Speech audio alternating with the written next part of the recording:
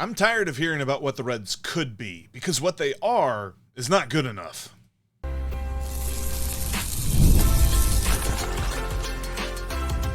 You are Locked On Reds, your daily Cincinnati Reds podcast, part of the Locked On Podcast Network, your team every day. Hi, I'm Jeff Carr, lifelong Cincinnati Reds fan, and I've been podcasting for almost a decade now on this show, where later on, we're going to discuss two bullpen arms. The guys are trending in the right direction for next season. I'm excited to talk about those guys a little bit later on. In just a moment, we'll discuss another encouraging start for Nick Lodolo, but we are going to begin with the frustratingly average Cincinnati Reds. And I know, you're probably thinking, Jeff, that almost feels too nice. These guys feel horrible. They just lost 2 out of 3 to the Miami Marlins. The Miami Marlins entered this season with ambitions much lower than the Cincinnati Reds, and yet the Marlins are ahead of the Reds. You're not wrong about that fact. The problem is the Reds have this top end of the roster that you can believe in, because you can believe in Chase Burns. He showed you why on Friday, pitched phenomenally well. You can believe in Elly Cruz, albeit he made a goofy error that basically cost the Reds the game to lose on Sunday. However, it wasn't just the one error. It was also the fact that the lineup as a whole did nothing until Tyler Stevenson pinch hit and hit a solo homer in the 9th, and boom, that's it. That's all you got. Everybody else did nothing. So, yeah, the error stung, and he is in a slump at the plate as well, but you can believe in Elly Cruz. You can believe in Sal Stewart. Dude keeps hitting so well, and I firmly believe that he's going to be an anchor in this lineup for years to come. You can believe in Andrew Abbott, who has been a middle-of-the-rotation master. He's not a guy that you're ever going to say is pushing for Cy Young votes or anything like that, but he is always going to make the rotation better for being in it. You can believe in those guys, and I would even entertain conversations about J.J. Bleday, though I don't want to go too far too fast. Dude's hitting 217, and he's got an OPS below 750, so it's not as if we're talking about a guy that's setting the world on fire right now, but, sorry, it's not under 750, it's under 780, whatever. I digress on J.J. Bleday. I'm fine to have a conversation about him being part of a good future. The problem is it's everything else that has led to where the Reds are, because they were overmatched on the weekend. Think of what I'm saying there. The Reds were overmatched by the Marlins. The Marlins lineup was better. The Marlins pitching staff was better. The Marlins fielding was better. Everything. The Marlins manager was better.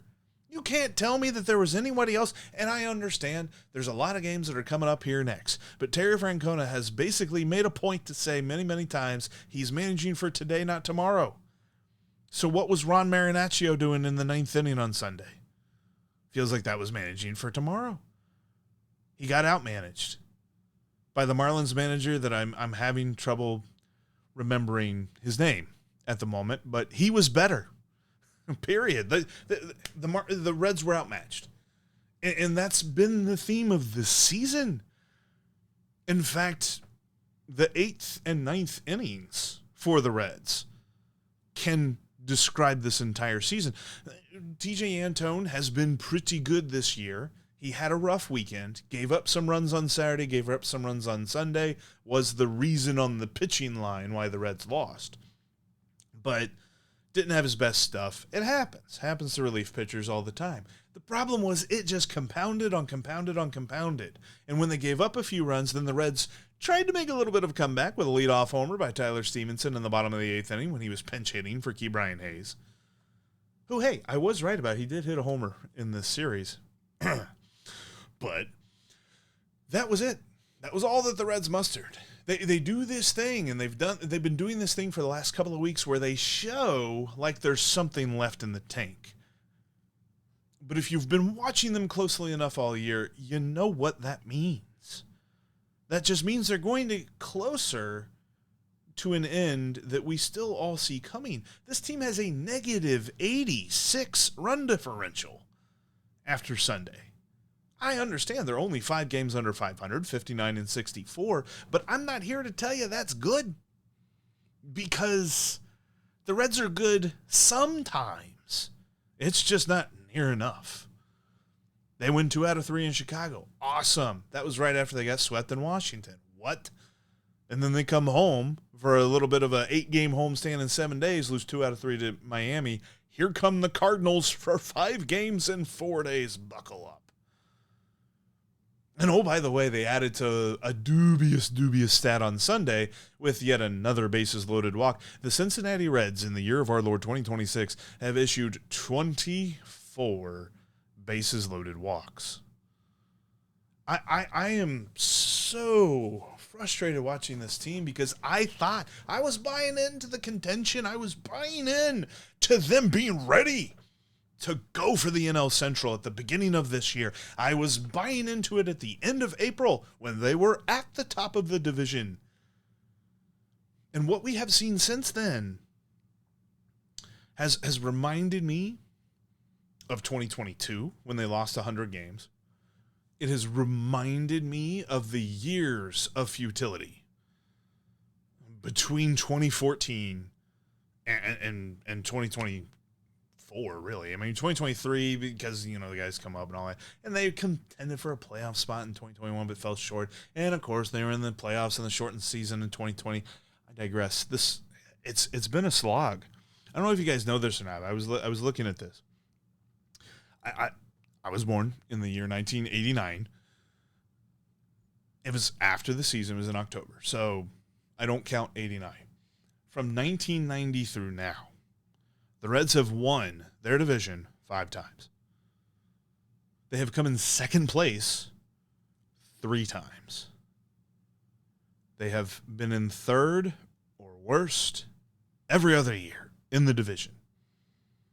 And it looks like, unless they go on some sort of a crazy run and either the Cubs or the Brewers fall off in a way that nobody sees coming, it looks like the best they could do is finish third in the division this year and be out of a playoff spot. It's so frustrating to watch where this team has gone, which is nowhere. They're spinning their wheels. And I know that there are folks that are probably yelling and screaming right now, they're horrible, they're the worst team in the league. They're not, which makes it even worse. You're not going to be getting an amazing draft pick next year unless the lottery really favors them. The futility doesn't make sense because they invested in the roster as much as the Reds invest in rosters. And all they have to show for it is this. 5 games under 500 here as we sit before the doubleheader on August 17th. And there's other stats, and I don't want to belabor the point, but I'll tell you this. Going into Sunday's game,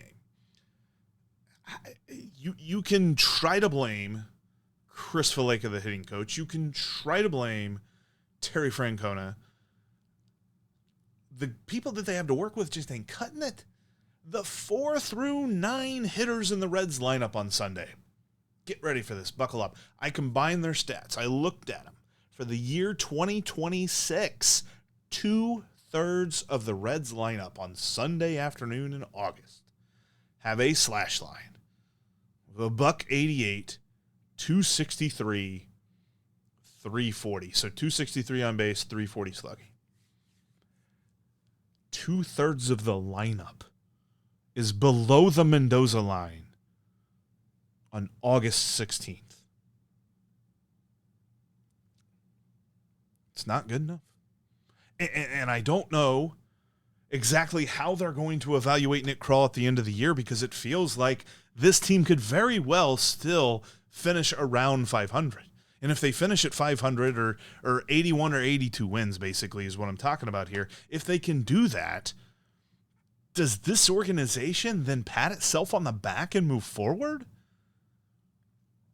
There are guys to build around at the top for sure, but there are so many holes that the Reds have to fill this offseason.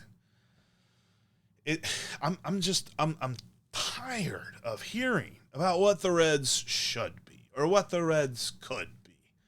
Because what they are is below average at best. And it's frustrating. It's frustrating. But there are good signs. And the good news is the rest of this show, we'll be talking about some good signs as we look forward to next season, whatever it might be, some guys who will be important for that. And Nick Lodolo is the most important guy the rest of this year, and trying to figure out who he's going to be next year. He took another positive step forward on Sunday. Reds fans, if you think you know who's going to hit a dinger today, tonight, or whenever you're going to watch a game, you got to head on over to FanDuel, because they're giving you a free chance to call your shot with daily dingers. It's easy to play. You just make your free pick on who you think's going to go yard in their game, and if you're right, you'll receive a profit boost on your next bet for a chance at extra winnings. Best of all, you can make a free pick every day throughout the rest of the Major League Baseball season. And today, doubleheader, long day of baseball, I'm looking at Elly de la Cruz, because Elly de la Cruz has been mired in a slump. He's due, and he actually has a couple of homers already against the Cardinals so far this season. I think he hits one in probably the first game of the day, the heat of the day. I think that's going to be the time when Elly de la Cruz goes off. He's going to bounce back after a tough day yesterday, and you got to take that on over to FanDuel. So are you ready to play your game today? Join it all at FanDuel.com. That's FanDuel.com to play daily dingers and make your free pick on who's hitting a homer today. Play ball and swing for the fences over on FanDuel, an official partner of Major League Baseball.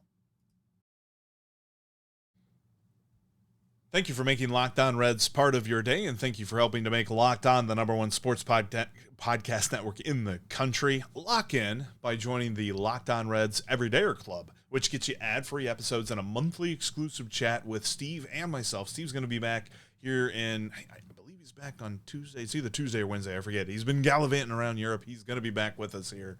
And we are going to tell you exactly when that exclusive chat's going to happen. Make sure you check out lockedonreds.supercast.com for more information about that, or there's a link down in the show description below. All right, Sunday's game did bring another positive step forward for Nick Lodolo. Nick Lodolo's first start, he featured that brand new breaking ball against the Chicago White Sox, and it was working. Nothing else was. He kind of had a rough start against the White Sox, but the breaking ball looked really good. It wasn't quite as crisp on Sunday, but the other pitches were working, and that is why we saw a more complete picture for Nick Lodolo. He pitched 5 innings, didn't allow a run. There were a couple of hard hit balls against him and things like that, but ultimately it was a fine start. I wouldn't say it was perfect. I wouldn't say I'm circling that start and saying, boy, oh boy, you pencil him in for the number 2 spot in the rotation next year. But I kind of liked how things worked around that curveball. He threw it slightly less. He didn't seemingly have a good feel for it, because there were a couple of pitches where it just slipped out of his hand and it either, bounced up to the plate, or he had one that it looked like it was about to not go into the diamond seats, but go into like the scout seats behind the diamond seats. He threw that thing so high because it just left his hand early. But there wasn't a whole lot of him like favoring his index finger or nothing like that. Even though he threw that pitch less than he did in his first start back from the injured list, it wasn't a situation where it felt like a blister was limiting that. So I was happy to see that. And he still got some whiffs. They weren't as good as his first time out. His first time out, it was amazing. But he got a whiff on, 25% of the pitches or 25% of the curveballs that he threw. So that was nice to see. What was working was his changeup. And I know he's been working on that a lot, especially even before he went on the injured list for the blister. There was a lot of games where he was going fastball changeup, and it didn't quite seem very crisp. It felt like a third pitch. Guys who have 2 really good pitches that work off of each other, and then he adds a third pitch because, well, you need more than 2 pitches if you're going to be a starter, and that third pitch is just kind of there. Well, the changeup isn't just kind of there anymore. Like, he's really throwing it well. He got a whiff on 40% of the changeups that he threw. In fact, he got empty strikes, a term that I used on Friday, either a swing and a miss or a called strike. So guy left his bat on the shoulder, was called for a strike 40% of the time. He threw, he got 20 swings or 20 strikes of the different changeups that he threw, and 8 of those were empty strikes where he was just getting ahead of the hitter. He looked really good with that pitch. And the sinker there were a couple of times where it felt like the sinker was working in unison with the curveball, but the sinker was better than the curveball, so that when he went to the curveball, either guys knew to lay off it or they were able to foul it off.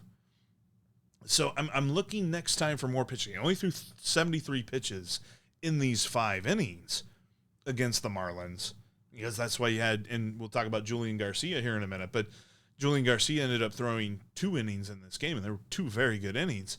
But it was needed because Nick Lodolo didn't quite go as deep as I thought. The Marlins came into this game as one of the more, not aggressive because they strike out or they swing at the first pitch or they don't walk, but aggressive because, according to Baseball Reference, they were lower on the chart in pitches per at bat.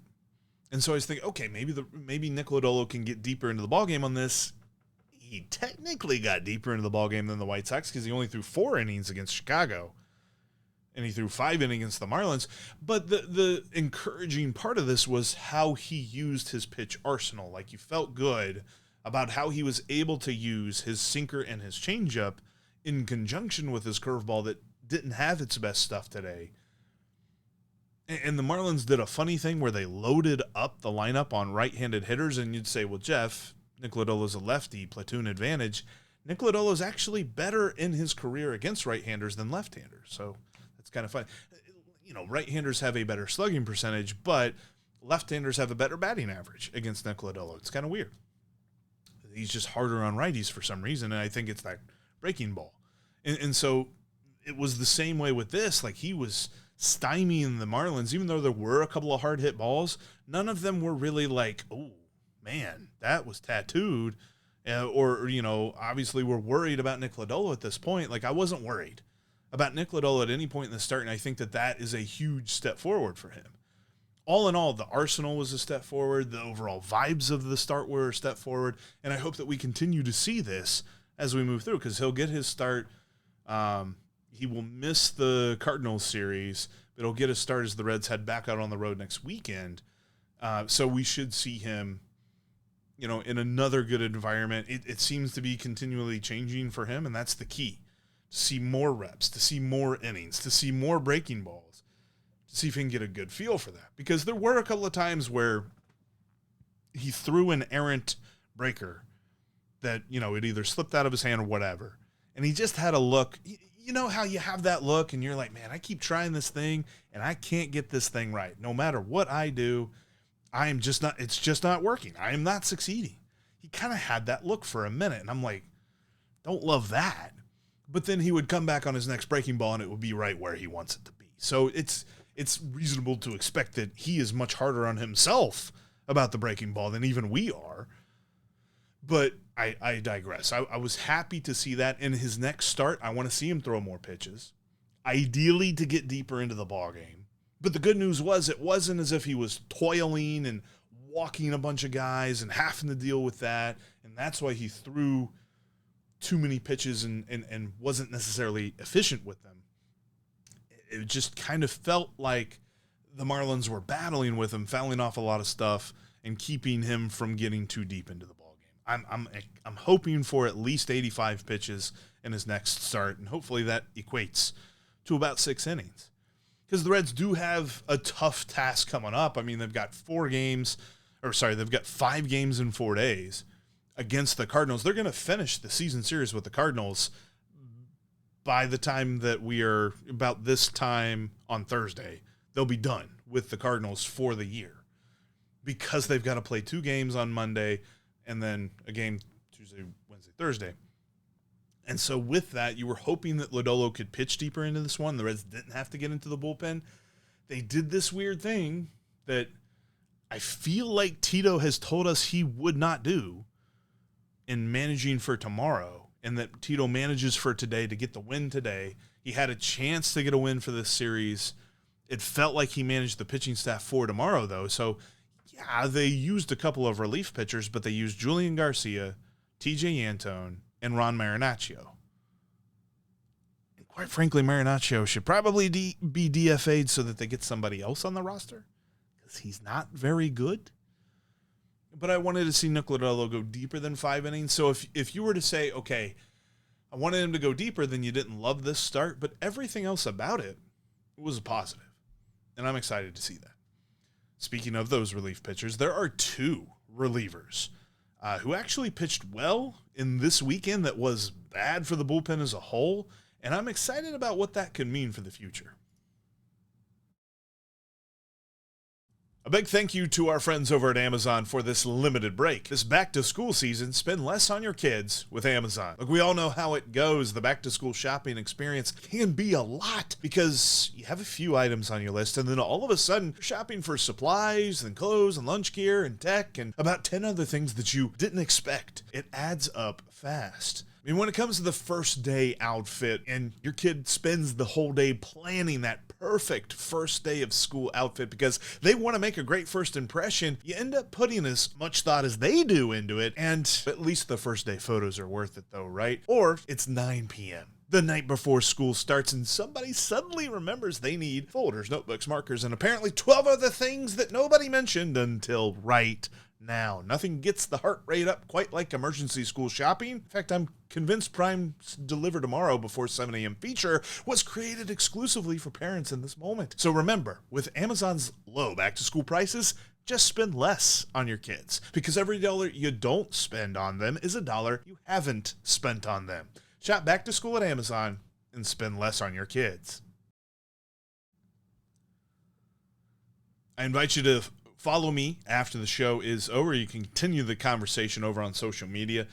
I'm on X and on TikTok at Jeff Carr with 3 Fs. You can also follow Steve on X at S. Offenbaker with 2 Fs. And you can follow the show at Locked On Reds. And Steve had the interesting chance to get to travel around Europe, so I'm excited to get him back this week. I think here in a couple of days. Hopefully everything is okay with him traveling back to Hawaii. I know that they had some crazy storms there, and I hope that everything is all right with our friends over on the island of Hawaii, the different islands of Hawaii, because there's more than one. But yeah, so be glad to get Steve back a little bit later on. But I am excited because this weekend we saw a couple of good pitching performances out of the bullpen, albeit it was a rough weekend for the bullpen on the whole. But Julian Garcia and Luis May should be given every opportunity the rest of this season because they might actually be a good part of the bullpen next year. Now, I don't reckon that either one of them is going to push for a closer role. I'm not even really sure that either one can be a setup, but they can be a very, very trustworthy middle reliever. And that is not just as important as a closer, but it's very important in the scheme of making a roster. I almost tripped up there. Said that middle reliever was just as important. But still, it's a very important role. Because when your starter doesn't go, you need that guy you can trust. And Nick Lodolo did only go 5 innings, and so they had to turn to somebody. Julian Garcia comes in and pitches 2 innings of fantastic baseball. Had 4 strikeouts. In fact, he did the one thing that I've kind of been waiting for from him because he's been a nice surprise. I mean, dude is 31 years old, just made his major league debut this year. So he's kind of a fun story in that, he never gave up on his dream, continued to work, continued to grind, continued to improve. And now the Reds give him a chance and he's kind of running with it. His ERA is nice, right there just around 3. There are some metrics that are saying he's getting a little bit lucky, but that's because he doesn't have a fantastic strikeout to walk ratio. Right now, his strikeouts per 9 ratio is 8.7, and his walks per 9 ratio is 4.0. That's not a great thing. Like, it's 2-to-1, sure, but you certainly want to be a lot better than that, especially as a reliever. Because he did that thing on Sunday, though, that I want to see him do. He missed the bats. He had 4 strikeouts in 2 innings. So hopefully we'll see that rate continue to climb with more opportunities. And we can see those ratios improve for him the rest of the way. He can limit the walks. He can increase the strikeouts. And that'll be a key for him to be one of those guys we can count on next year. And then there's Luis May. Oh, he had a good relief appearance on Saturday. He's entering the Graham Ashcraft territory for me, where he has some stats that actually is saying he's getting unlucky. So we all do this thing, right? When we look at relief pitchers, the first stat we look at is what? ERA. It shouldn't be, and I've tried to tell you multiple times, don't do that. Look at strikeout to walk ratio, look at ground ball rate, look at inherited runners scoring, which that takes a little bit of digging, so I understand if you don't see that. But don't go crazy about that ERA number, because one bad appearance for a relief pitcher can absolutely destroy it. And right now, Luis May's ERA is closer to 5 than it should be. And so you're thinking, well, he's bad. Not so fast, my friend. There are some ERA predictors that say that he's getting very unlucky to the point that it could be closer to what Julian Garcia's ERA is right now. And we'd think a lot differently about that one number and a lot differently about Luis May, because there's other stuff that rocks with Luis May. His strikeout rate, where I said that, Julian Garcia's K per 9 ratio is 8.7. Luis May's is 14.1. That's a lot. And his walk ratio is what you're worried about. So am I. His walk ratio is 5.7. So that's got to come down. The good news is it has been. Ever since he's been called back up from AAA, he was sent down back in June. His last outing was against the Cardinals in June before being sent down. He had 3 walks and he got 1 out, and it was a huge blow up. It was horrible. Ever since he's been called up, he's been in 4 games. He's pitched 8 2/3 innings. He's pitched 6 2/3 innings, and he has 8 strikeouts to 0 walks. And the biggest reason for it is a reason that is actually congruent with Julian Garcia, and that is they land breaking balls for strikes now. Julian Garcia always has. Luis May has not. Luis May, needed his sinker to be in the strike zone so that he could get swings and misses off his breaking ball that he had no idea where it was going. Now he does. Now he can dot that slider in the strike zone. In fact, he's been doing it a lot, pitching backwards, throwing sliders to most guys to start, and then hitting them with that 99 to 101 mile an hour sinker. The bowling ball, as John Sadat calls it a lot. And it's really worked for him. Like, you see guys just uncomfortable in the box because they know this dude's got some power behind his pitches, and if he's going to land a breaking ball for a strike, then what's going to happen next? Because that's not his best pitch. His best pitch is a sinker. But if he can continue to climb the ladder with that slider and get it to where he can drop it into the strike zone at will, then hitters have to account for that, and they can't just lay off of it. Because up until now, it was kind of one of those, like, I wouldn't say good luck things or miracle things, but it was one of those where, like, he was hoping to catch the hitter off guard because the hitter was looking for the sinker. He throws the slider, and then he swings over top of it. Now, the slider feels like more of a weapon because he's able to land it in the strike zone. And I love watching, at least for these last 4 outings, and I digress, or I agree that that's not enough. I'm not saying that 4 outings makes him a key part of the Reds bullpen for 2027, but it's starting to get there. He can be part of the middle relief core for the Reds if he can continue these types of performances. That's why he is right there with Julian Garcia, where I want to see more of them. I want them to get every opportunity. I have been very impressed, and I have admired the heck out of everything that TJ Antone has done, but it feels like right now Tito believes he's the only guy that can bridge the gap to Emilio Pagan. He has to be the setup guy. I want to see one of these guys get a shot every so often, not like, TJ Antone has had a day or 2 of rest and he's ready to go, but we're going to choose one of these guys anyway. But maybe, TJ Antone's pitched 2 days in a row. We got a doubleheader here on Monday. Luis May pitched on Saturday, got an off day Sunday. Let's see what he's got on Monday. And then Julian Garcia can be a dude for you on Tuesday or Wednesday.